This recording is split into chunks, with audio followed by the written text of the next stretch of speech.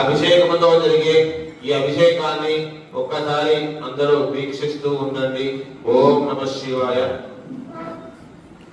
త్రయంబకం త్రయంబకం యజామహే యజామహే త్రయంబకం త్రయంబకం త్రయంబకం యజామహే సుగంధం సుగంధం యజామహే త్రయంబకం యజామహే సుగంధిం సుగంధిం సుగంధిం పుష్టివర్ధనం పుష్టివర్ధనమిది పుష్టివర్ధనం త్రయంబకం యజామహే సుగంధిం పుష్టివర్ధనం ఉర్వారుకా విభవ త్రయంబకం యజామహే ఉర్వారుకా విభవ త్రయంబకం యజామహే ఉర్వారుకా విభవ వందనాన్ ఉర్వారుకా విభవ వందనాన్ మృత్యోర్మృత్యుః యమ అమృతాన్ గంధం గంధత్వానాన్ దురాదృశ నిత్యపుష్టాంగరీషిణీ ఈశ్వరీగం సర్వభూతానాం కామిహోపయే శ్రియో దివ్యశ్రీ చందనోపరి భస్మోదకం సమర్పయామి.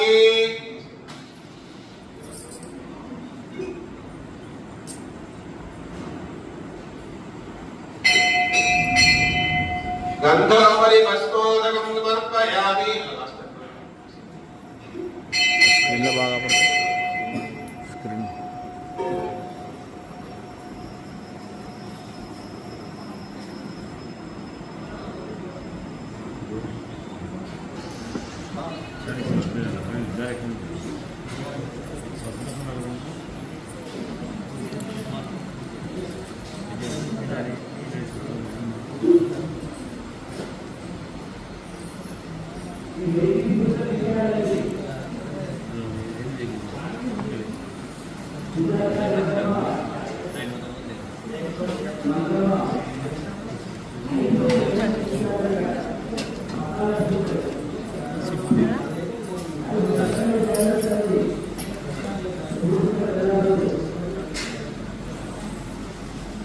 అభిషేకం అయిపోవచ్చిందండి.